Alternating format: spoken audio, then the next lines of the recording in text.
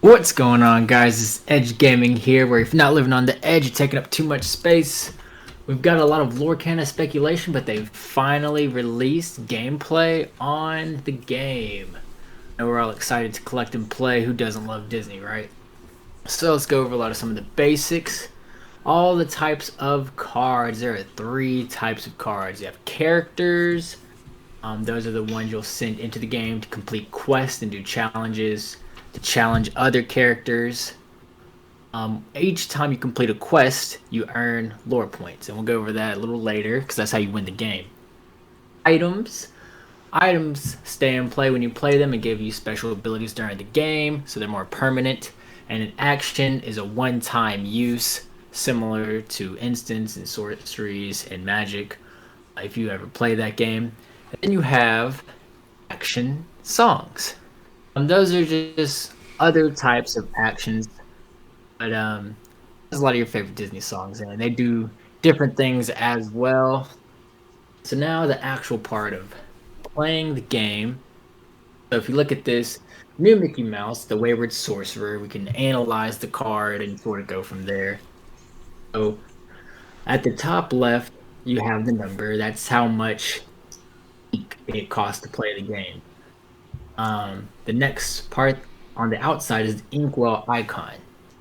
The cards with that inkwell icon around the crossed hexagon can put into your inkwell to use as ink. So that means you can discard Mickey into your inkwell to have one ink in your inkwell. Now, when you discard a card into your inkwell, it's gone. You can't use it. It doesn't have any abilities. It's just sitting. You have one ink in your inkwell to play. Um, so choose wisely. The name, got the name and the version because you can have multiples of each. Classifications, because that will come into play. As you see, one of Mickey's abilities, Animate Broom, may pay one less ink to play Broom characters. So, have Tribal, obviously. The ink, the color on that left side where it says Dreamborn Sorcerer, all the way to the left, the symbol and the colored band behind the card name indicate the card's ink type. Each ink type sort of has a specific way to play, and we'll get into that a little later. And of course, the abilities and effects of what the card actually does. Some may have one, some may have more. If you look at the very bottom center, you see that little silver emblem. That represents the card's rarity. If that instance, this Mickey is a super rare. From that symbol, if you see a circle that is sort of grayish, that's a common. Um, if it's white, it's uncommon. If you see a reddish orange triangle, it's rare. That symbol is super rare. And then there's a legendary, which is more like a gold crown. That'd be the most rare card in this set. 3, that's the strength. The 4, that's the willpower. If you're challenging foes, that's how combat works. And in this combat, damage does not go away. So if you take a hit, it stays, does not go away. And those diamonds, the white diamonds, that's the lore value. If you complete a quest, that's how many lore points you get. And the way to win is the first to get 20 lore points wins the game. Now the setup. Alright, so you can have 60 cards in the deck. You shuffle your deck as usual, set your lore counter to 0. Draw 7. And you can look at your cards in your hand. And if you don't like that, they have their own version of mulliganing, a mulligan. So in this instance, it says, before the game begins, each player can alter their starting hand one time, beginning with the first player. Usually a player does this if they don't have very many cards with inkwell icons on them, or if too many of their cards have a high cost. To do this, put any number of cards from your hand on the bottom of your deck without revealing them. Then draw cards until your hand has 7 cards again. Finally, reshuffle your deck. You get 1 free mulligan. After that, it's the GG. And then to determine first player, the usual. Flip a coin, roll a die, rock, paper, scissors. The standard. And of course, if you win, you can choose to go second. But I assume in this game, you sort of want to go first. Now, of course, some of the interesting parts. When you start the game, you have your phases, as you do in all these other card games. You have your beginning phase. It's similar to Magic, where you have your untap, upkeep, and stuff. So it's called ready. Ready your cards, which is your exerted cards, turning them upright. So if you tap the card, which is there was exert means if you tap it to the side to activate an ability or go on a quest, you can then turn them back to the ready position to where you can activate abilities or go on quest. You have your set phase right after that. Check to see if you have any ongoing abilities or actions that take place at the start of your turn. Then the draw phase. If you go first, you skip this step. That aligns really well with all the other card games. Then into your main phase. Once per turn, you can put a card face down into your inkwell at any time. So I'm sure they'll eventually make cards that say you can add another card to your inkwell. That way you can have more ink to cast your characters and actions and whatnot. Then you can do any combination. You can play a card, use a character ability that doesn't require them to exert, use an item ability, or take an action with a character that's been in play since the start of character that's been in play since the start of your turn. So you cannot exert a character that just came in. So you can quest, which you just exert it, and you gain lore points equal to the lore points on the character. You can challenge an opponent's exerted character. So if your opponent is upright in the ready position, they cannot be challenged. That's what I'm saying. You can use an ability that requires them to exert. So you can't quest, challenge, and use the ability all at the same time. You gotta pick one. So that leads us to the inkwell. Inkwell is where you put your ink cards face down. You use these cards in your inkwell to pay the cost cards you play from your hand. Similar to how mana works, but they're also using that pitch ability from Flesh and Blood. Flesh and Blood, you can fit or pitch cards however you want. This is more as a one-time deal, once per turn type of deal. But maybe a little slower in the game until they'll eventually make cards that say you can put more cards in there. You can use abilities, you can play cards, but they technically have summoning sickness where you can't quest, challenge, activate the ability until the next turn. But you already know they're going to be making cards that have some type of haste, right? And they are developing a multiplayer game.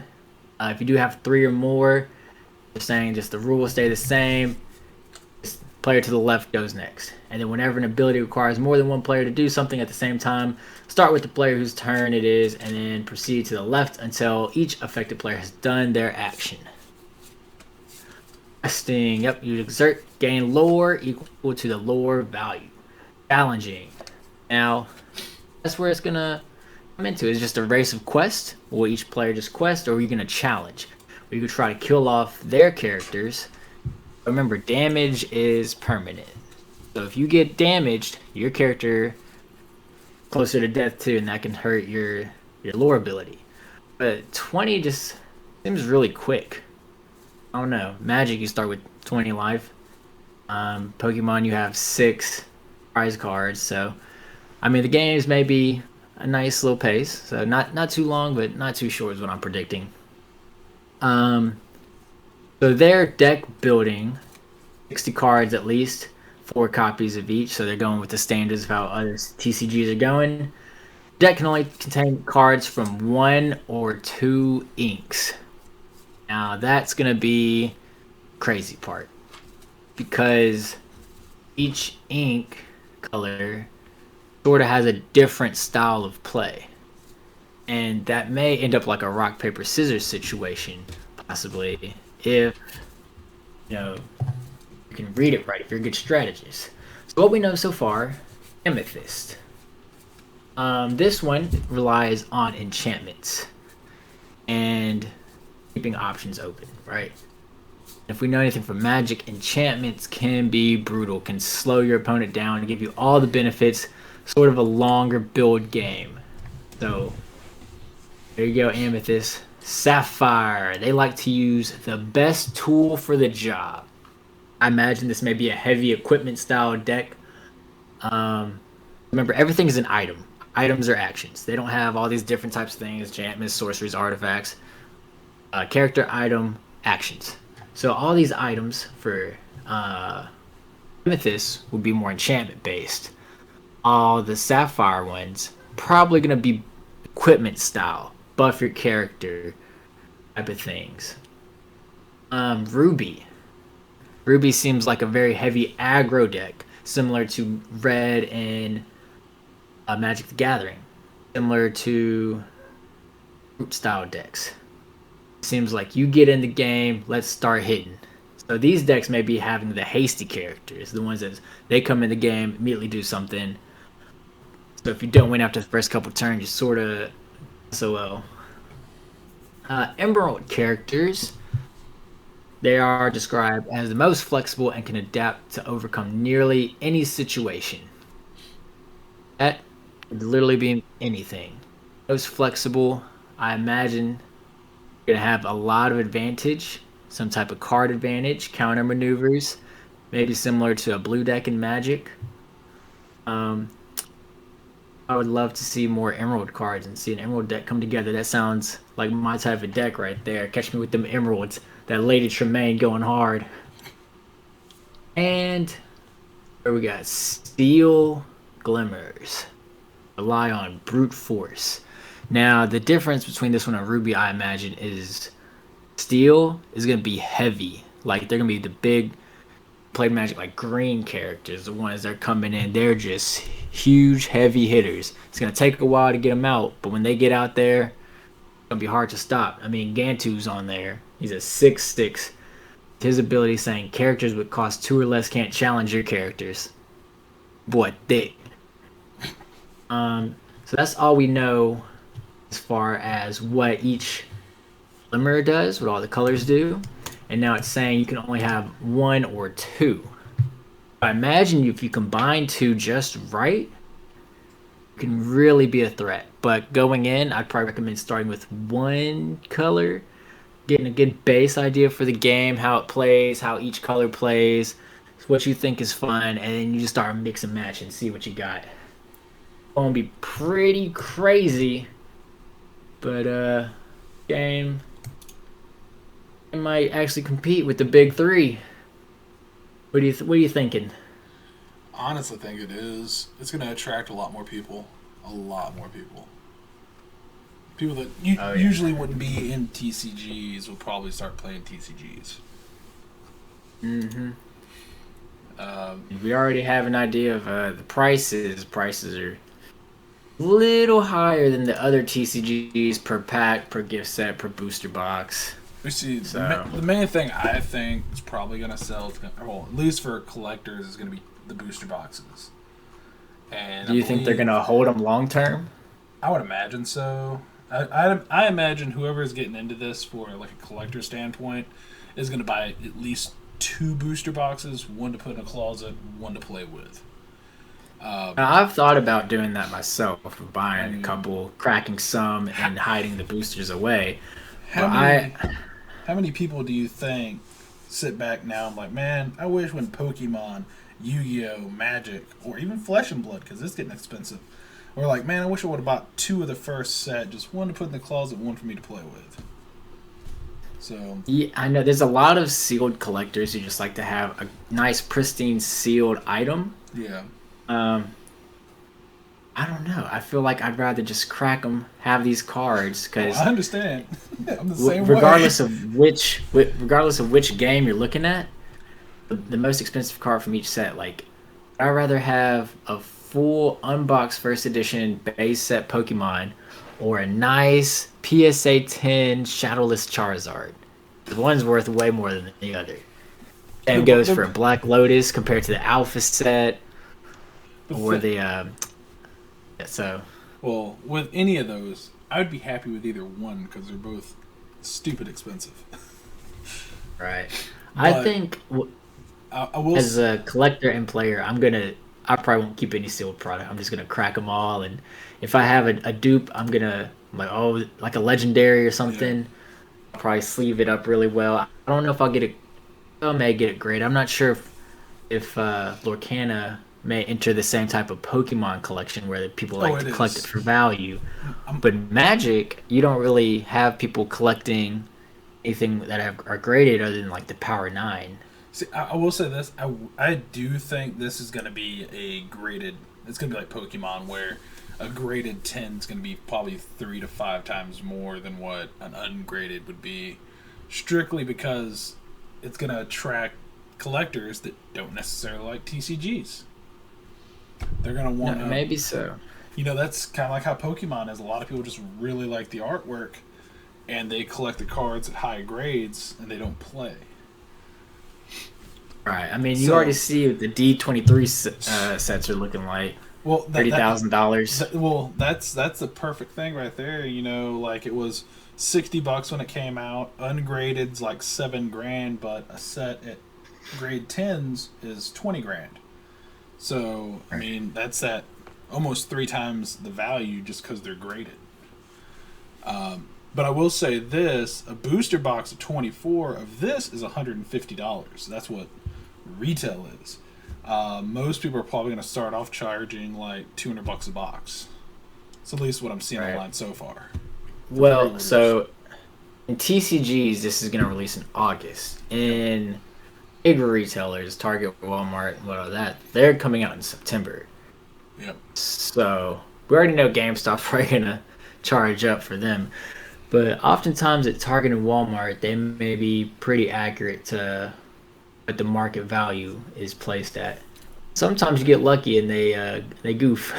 Well, you know for a fact they're going to sell these at Disney stores. So everyone, I mean, there's one of those. I would say roughly pretty close to any big city, and I mean You they're think they'll gonna. put this in a Disney store? I would imagine so. I would imagine so. I mean, if they don't, that's going to be, I think, bad on their part. Like, I think it would be a smart idea to have it in the Disney stores. I mean, it would be better for local game stores if they don't, but if they actually put it in the Disney stores, Disney's going to go by MSRP. They're not really going to probably price gouge people. I think the scalpers are gonna be crazy. Oh, it is. It's there. There's going to be. I guarantee you, every game store is going to have allocations. They're gonna. Yeah, we're already hearing about allocations for ours. We're trying to get at least a couple things. So it's definitely going to allocated. Who knows how many you're going to get? I mean, hopefully they do better than Wizards of the Coast because Wizards of the Coast you could order 10 boxes and maybe get 2 or 3. So I hope they do better than Wizards. That's all I gotta say. Oh yeah. Do you think this will take over Pokemon or Yu-Gi-Oh or Magic? Where do you think it's gonna rank? Do you think it'll take over at the top? It's gonna do better than Yu-Gi-Oh for sure. And I don't mean that in a wrong sense of way, but it's just like everyone that I know that plays Yu-Gi-Oh, they don't really play anymore because all the tournaments they go to either get canceled or there's not enough people to show up. Flesh and Blood, it's still really new, so I think it's going to do better than Flesh and Blood because it already has such a big name connected with it, which is Disney. In the sense of playability, I think it's not going to get as high as Magic. Maybe Pokemon, but I don't think it'll get as high as Magic. Magic is very complex for sure. It Pokemon is. is definitely more for children. It is a very simple game to play. It's not a hard one to pick up. The strategies are simple. A lot of it's sort of just luck of the draw as any Yeah. game. This game It get looks 20 more. lore counters, so you can get the lore counters without having to really do anything but exert your character. See, but this game to me, it looks more complex than Pokemon. You know what? Maybe in Pokemon you can have one active Pokemon and then you have 5 bench Pokemon max. Yeah, This one seems like I can just have as long as I can pay for the characters, that's the what I'm. ink will That's cost. what I'm getting at. I think it's just a little slower because you have to wait 4 turns before you can cast that Mickey. 8 turns before you cast some of those bigger characters. See, So and that to it seems me, real slow pace. that to me is more of a Magic style. Like, because you're not getting something massive out turn one with Magic, but with Right. Pokemon, I mean, it's whatever you really want. Right. You can start off with a heavy V card, and then Yeah, the next turn, you turn it to a V Star V Max, and you sort of have a pretty high upper hand. exactly, exactly. So that's what I'm saying. Like this one seems a little more complex than Pokemon for me, but it's not as complex as Magic. Mm.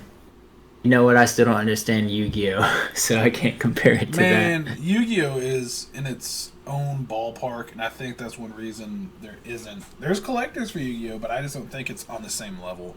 It's because they're so complicated. Now, It, the lore behind Lorcana and like the premise, concept, the story.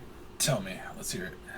Okay, so obviously Pokemon is based off the anime and manga, if you Yeah, want to call it an anime. Magic is sort of based around these characters called planeswalkers who have the ability to travel amongst different planes, and of course, there's good, bad, all of that. Now, this game, they're all from different universes, but it's ink because you're creating the story, and they're just sort of going at it.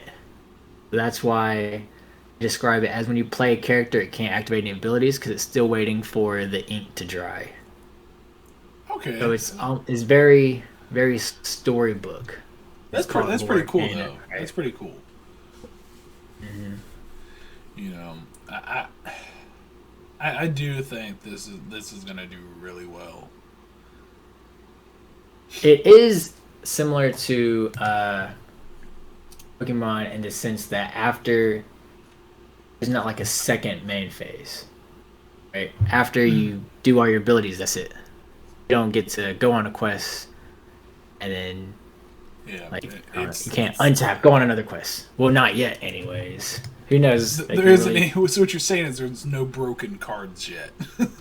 nothing yet. I mean, what's out? Obviously, just the best cards are the best cards, right? Because It's, that's one thing about Magic. There's so many broken cards in Magic now that it makes it almost unfun to play. right. And I mean, I don't know if they'll go that route. I hope not. We'll just have to wait and see how things combo together. So, like, if I were to take a look at the D23 releases, Mm-hmm. they're very interesting. Like the Mickey, he's it costs 8 ink, Yeah, and he's a he's 5/5 with expensive. evasive. So the thing that makes him good is he has evasive. He can't be challenged unless the challenger has evasive as well. He has 4 lore points. You get him out. If that other person doesn't have any characters with evasive, you're gonna win the game Yeah, in 5 turns. If that's the only person you're using. yeah. So it's like, but he costs 8. Oh, he's expensive. Cap He's expensive. Captain Hook. Captain Hook's the lowest lore cost in that set. He has he's 1, and he's a 1/2 with 1 lore counter. Um, he has Challenger 2. Is that what I'm looking at? He does have Yeah, Challenger too. Yes. blow this up. So when challenging, this creature gets or this character creature to a 3/2. Uh, so Steel looks like he's just gonna take out everything in your path and then slowly get those lore points. Yeah. See what Corella's looking like. A 2 costs 1/3 with 1 lore point. When this character is challenged and banished, you may return chosen character to their player's hand. So almost like you just sort of use her as a slow build, And then and a then hope she bounce. dies and Yeah, just bounce. bounce. Um, And look at Stitch. Elsa, she Oh, can you look at just. Elsa? Oh yeah, I'm just going down the line in costs. Elsa's 3. She's a 2/3. Exert chosen opposing character. I mean, you do that on your turn? Like you cast, like you do that so they can't activate an ability? You do it that way? I didn't think you could cast things in instant speed. I thought you could only do things on your turn. That would only make sense if you can do it at instant speed, in my opinion. Right. You see if I can see some. Many items and characters have abilities you can use during your turn. Only your turn. So that says many. So I guess that is a do that on their turn type of thing. Yeah. Okay. Robin Hood, 6, man, for 6? Yep. A 4/4, 2 lore points. When you play this character, if an opponent has more cards in their hand, you do draw a card. That's fair. During your turn, this character has evasive. That seems decent. I don't know if that's like really good or really bad. I don't think it's really bad. I think he's a high cost, but with good ability, you can, probably gonna get a draw off of it, and you can have evasive, which you'll need to kill that 8-drop Mickey. It's gonna wreck you. Yes. Let's check out old Rockstar Stitch. 3 lore points, 3/5 for 6 ink. Shift 4. I can pay 4. Play this on top of one of my other Stitch characters. Now there's a concept. Who knows what that could be? Does that mean they stack? Do I add their power toughness together and their lore points so they become one character? They're fused. I believe so. I believe it would be kind of like Pokemon, if that makes sense. So you have like a base Stitch, and then he would be like kind of like an evolution. Okay, Stitch. so instead of paying 6, I can pay 4. Yeah, and get him out cheaper, but you would put him basically on top of the other one. So he's no longer just regular Stitch. He is Rockstar Stitch. You know what? That may change the game. Interesting. Whenever you play a character with cost 2 or less, you may exert it. You draw a card. Hey, see, there it is. Yeah. Immediate play. Mickey, we saw him, and the Maleficent Dragon. 9 for 7/5. 2 lore points. See, when you play this character, you may banish chosen opponent character. But look at that. He enters the game, you just get rid of something, yeah. Get rid of their 8-drop Mickey. So, I think they definitely know what it seems. Their target audience is not us grown men looking at this, trying to be real analytical. I'm sure it will get to at some point because they know where the money is. I think you'd be surprised. I think a lot of grown men are going to play this. They've been steadily dropping new stuff, new cards. Honestly, I think we'll see more adults playing this than kids. Now that Cruella, she's listed as a rare. Yeah. So in terms of rarity, she's in the middle from her ability. And you know what? That seems like a decent ability. I bet you Captain Luke is a common. Or maybe an uncommon. I think that Stitch may be a rare, super rare. I'm interested to see what a legendary looks like. What kind of ability a legendary brings. Yeah. But man, this could be... This can go any direction. Because like you said earlier, Marvel, Star Wars, Gordon Ramsay with Nat Geo. I'll build Gordon Ramsay. Oh my goodness! I really hope they do go Star Wars and like Avengers stuff like that, because you would bring even more people into a singular card game. I mean, if you have something everyone can relate with, it's gonna be better for sales. It'll be better for if they want to do tournaments and stuff like that. It's gonna bring more people. You know, I think those would definitely be maybe 5 years down the line.